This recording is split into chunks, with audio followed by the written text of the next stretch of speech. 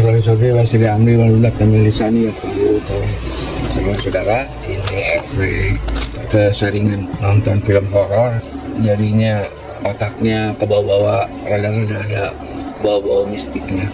Tapi ada satu hal yang kalau dikaitkan dengan urusan gizi yang menurut saya rada asik untuk diotak-atik. Dan ini saya sudah cek di buku Penutur Gayit.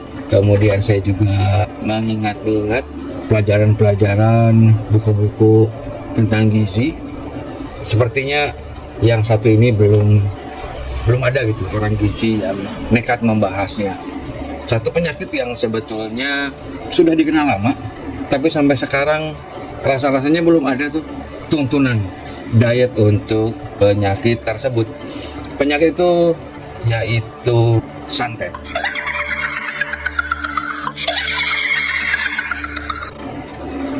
Pertanyaan kemudian muncul. Yang pertama adalah santet itu apa sih? Yang kedua, apa memang benar atau adakah buktinya bahwa santet itu beneran ada gitu. Yang ketiga, siapa sih sebenarnya korban dari santet itu? Atau mungkin siapa yang pernah jadi korban santet dan tercatat? Dan yang berikutnya adalah ciri-ciri orang kena santet itu bagaimana? Lalu yang terakhir, bagaimana diet untuk orang yang terkena santet?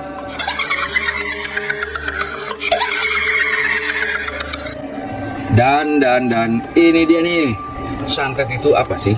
Apakah santet dengan sihir ini sama atau berbeda? Istilah sihir dengan santet hanyalah berbeda dari segi bahasa saja, di mana sihir ini berakar dari bahasa Arab. Saya membawa buku rujukannya, yakni As-Sarimul Battar fi Tasaddi Lisahanatil Asrar karya Syekh Wahid Abdul Salam Bali. Sini beliau mengatakan istilah sihir, disebut sihir adalah amalun yuqarrabu fihi ila syaitani wa bimuawanatin minhu, yakni ritual yang dapat mendekatkan diri manusia pada setan dengan bantuannya. Al-Azhari mengatakan aslu sihri, asal makna dari sihir adalah surfus syai'i an haqiqatihi ila ghairi, memalingkan sesuatu dari wujud yang sebenarnya kepada yang lainnya. Ibnu Manzur mengatakan rawa Syamir an Ibni Aisyah qol, Syamir meriwayatkan dari Ibnu Aisyah, beliau mengatakan al-arabu innama sammatis sihra sihran li'annahu yuzilu sihhata ilal marad. Orang Arab menyebut sihir dengan kata sihir, dengan lafal sihir, karena ia menghilangkan kesehatan seseorang. Jadi sudah jelas ya, secara etimologi, pengertian bahasa, definisi secara lugawiyah, sihir adalah istilah orang-orang Arab untuk menyebut magic. Di Jawa tidak mengenal sihir karena sihir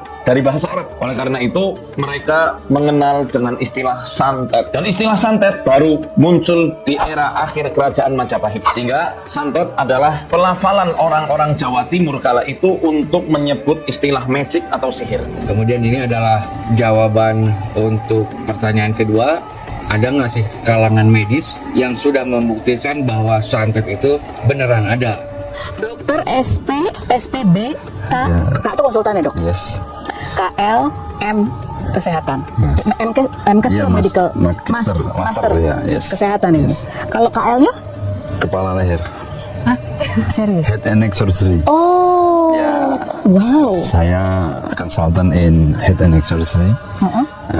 Graduated from UNER. Oh ya, jadi bukan dukun ya, dokter. Disclaimer makanya. Di bawah naungan Allah, saya dipilih menjadi dokter yang ketemu kasus aneh itu. Awalnya saya memang wong udah biasa ngoperasi ngambil platina segala macam. Ya tak iris aja ketemunya paku 1, 2, 3, 4 sampai sekian ratus itu. Tapi karena muncul lagi dan muncul lagi, saya kan harus mikir. Iya.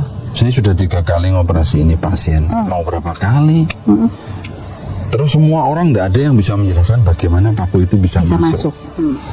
Dan bentuknya paku itu ya? Bentuknya paku, ya ada kawat, ada jarum, macam-macam. Ternyata cari referensi, nggak ada ketemu referensi. Secara ilmu pengetahuan medis ya? Nggak ada. Ketemunya cuma di satu buku yang namanya Kitab Suci Al-Quran. Buka ya halaman 16 sisi kiri paling atas. Wattaba'u ma tatlus syayatinu ala mulki Sulaiman wa ma kafara Sulaiman walakinna syayatina kafaru yu'allimuna an-nasa sihr. Itu surat Al-Baqarah ayat 100 kedua. Jadi kata-kata itu memang ada di ayat suci Al-Quran. Oh, rupanya seperti ini toh sihir. Sihir. Yang ketiga, siapa aja yang pernah dikenai santet? Nabi Muhammad sallallahu alaihi wasallam. Berapa kali mereka mau membunuh Nabi Muhammad? Lalu kemudian mereka curi rambut Nabi. Diambilnya rambut Nabi, lalu mereka simpul ke dalam tali. Tali disimpulkan ke dalam tali. Rambut simpul. Nanti yang disebut dalam surat Al-Falaq. Wa min syarrin naffasati fil uqad. Min syarrin naffasat, aku berlindung dari orang yang suka meniup-niup. Nafasat, meniup-niup. Fil uqad, meniup simpul tali. Apa makna orang yang suka meniup simpul tali? Santet. Yang berikutnya adalah bagaimana ciri-ciri orang yang terkena santet. Dilansir mapaibandung.com dari kanal YouTube Adva Serpihan pada Selasa 12 Oktober 2021, ada 13 ciri-ciri orang yang kena santet yang bisa diketahui secara mudah. Yang pertama, merasa gelisah. Orang yang terkena santet atau guna-guna selalu merasa gelisah, bahkan orang yang merasakannya akan kebingungan. Yang kedua, selalu merasa takut. Orang yang terkena santet atau guna-guna selalu merasa takut. Biasanya lebih takut mendengar suara azan, orang mengaji atau lantunan ayat suci Al-Quran. Yang ketiga, sering melamun. Suka melamun, tidak suka keramaian, dan sering berdiam diri adalah salah satu ciri orang terkena santet. Keempat, selalu berpikir aneh. Orang yang selalu berpikir aneh, seperti merasa sedih terus-menerus, orang lain membenci dirinya, juga sulit konsentrasi. Kelima, bermalas-malasan. Suka bermalas-malasan, sering mengabaikan suatu pekerjaan jadi bagian dari ciri-ciri santet. Keenam, tidak enak badan. Badan terasa tidak enak di bagian pundak dan tidak ada gairah hidup. Ketujuh, badan panas dingin. Badan panas dingin kerap kali dialami oleh korban santet atau guna-guna. Kedelapan, sakit kepala. Orang yang terkena santet atau guna-guna biasanya mengeluh sakit kepala. Sakit ini dirasakan di jam-jam tertentu. 9. Merasa ngilu saat berhubungan intim. Biasanya nyeri saat berhubungan intim dirasakan kaum wanita yang sudah berumah tangga. Hal ini tentu berdampak pada keharmonisan rumah tangga. 10. Selalu mimpi menakutkan. Di antaranya, mimpi makan makanan beraroma anyir darah, mimpi kiamat, mimpi mayat, juga mimpi kerumunan orang buruk. 11. Susah tidur malam. Hal ini terjadi secara berkepanjangan tanpa alasan yang jelas. 12. Berteriak histeris. Seseorang yang kena santet dan guna-guna kerap berteriak histeris sambil mengancam orang yang ada di sekitarnya. 13. Perut kembung. Mereka yang kena santet atau guna-guna, bentuk perutnya cenderung kembung seperti orang hamil. Kasus ini juga biasanya dialami oleh laki-laki.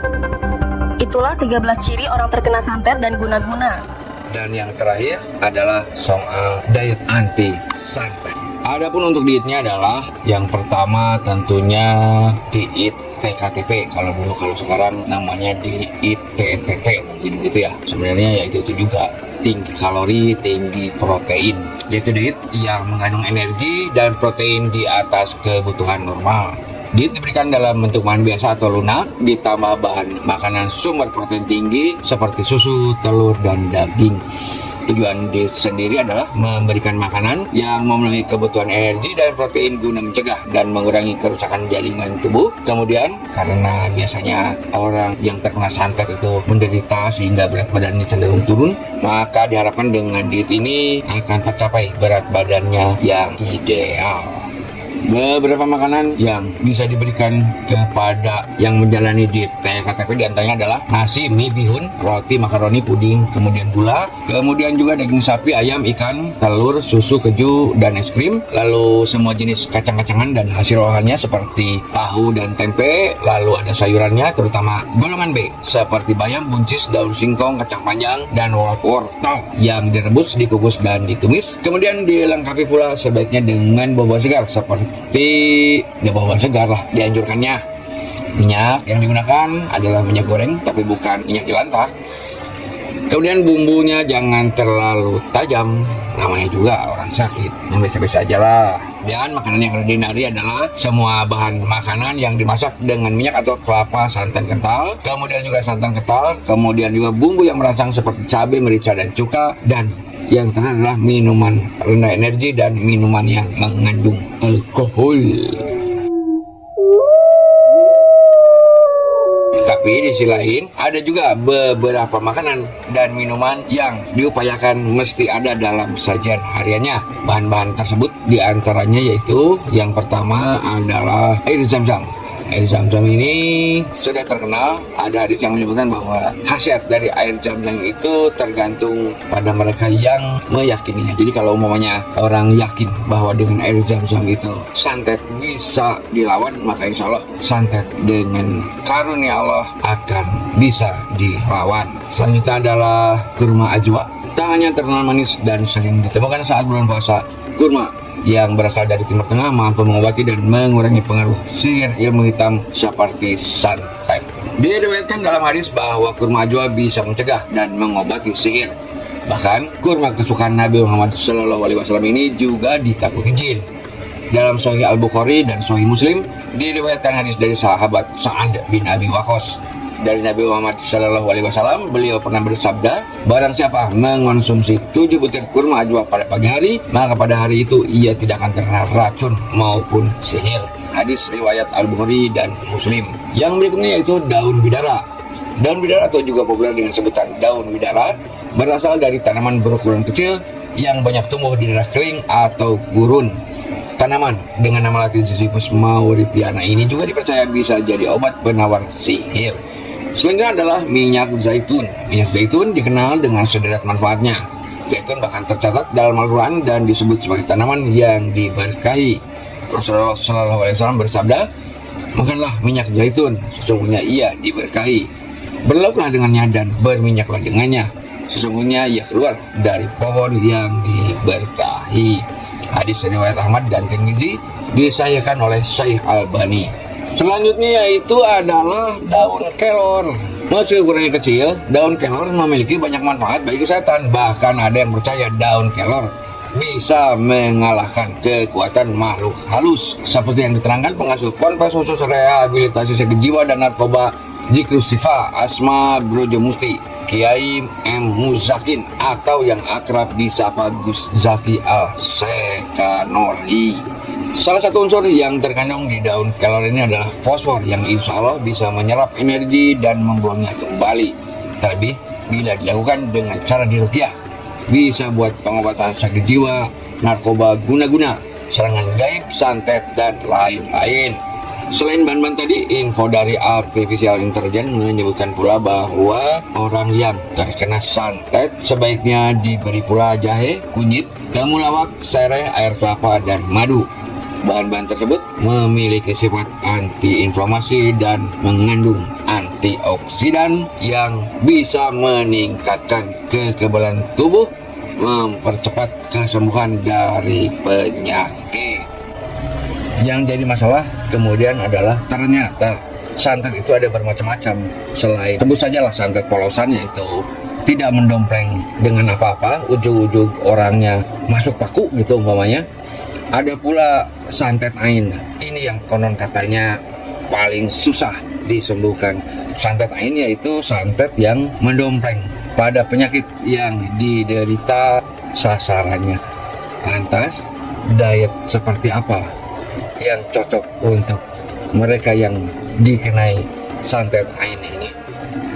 Segitu dulu dari Tukang Gigi. Assalamualaikum warahmatullahi wabarakatuh.